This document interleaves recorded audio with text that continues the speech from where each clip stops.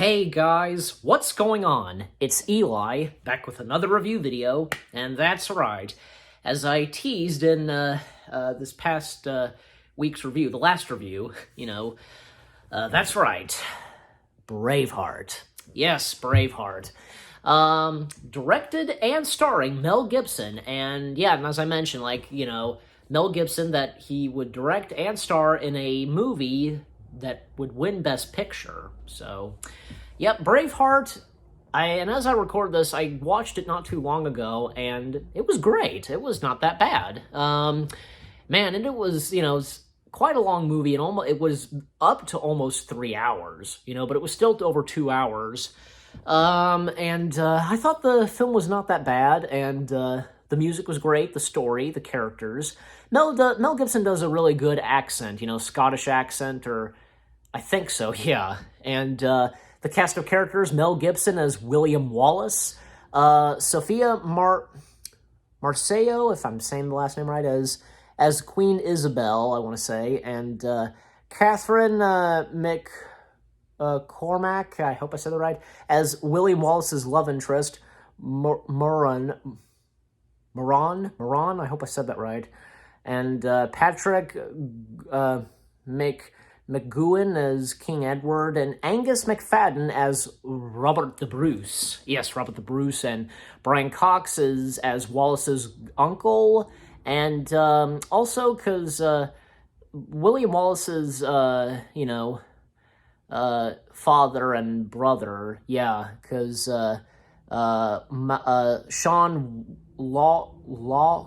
Lawler, if I'm saying that right, as Malcolm Wallace, and Sandy Nelson as John Wallace. So, yeah, it's a shame because, when William Wallace was a kid, his father and brother were killed, and even with William Wallace growing up, and, he got secretly married to Moran. I hope I'm saying that right, Moran. And a little bit after they secretly got married, later on, Moran gets killed because, these men, part of the knights or just something, the royal army, or I don't know, something like that. They come in, and at one point, they have her tied up after she did something to them, and the leader of the group, that invaded that village, he slices her neck.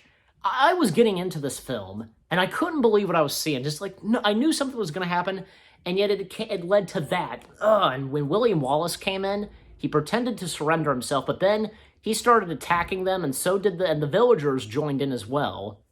And when they have the leader surrounded, and they tie him up, and just like what he and his men did to her, and William Wallace, like what the bad guy did to his wife, William Wallace does the same to him by slicing his neck.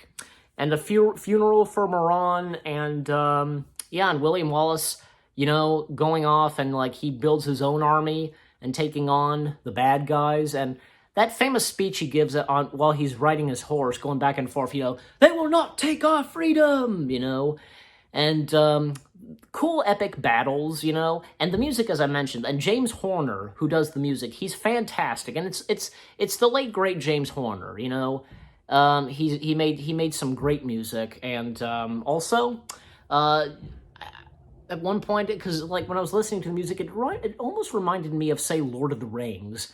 And I was wondering if this was Howard Shore who did the music, but no, it was James Horner. So, and Robert the Bruce, Angus McFadden, he was good in this. At one point, because he makes a mistake by betraying Robert the Bruce, but then, he starts to, follow what William Wallace was doing, and, when at times William Wallace was having visions and seeing his lost love, appearing in his dreams and such, and even and Queen Isabel having feelings for William, and near the end of the film, William Wallace's execution. Yeah, and this piece of cloth that William Wallace had throughout the film, and it was especially for his lost love, Moran, and and the ending to the film was pretty good because Robert the Bruce taking on what William Wallace did, and yeah, just what a way to end this film, I should say, because one last thing we get of this film is, like, say, a sword that I think, yeah, Robert the Bruce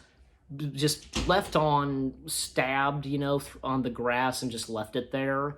And, yeah, it was an interesting and an okay ending to the film.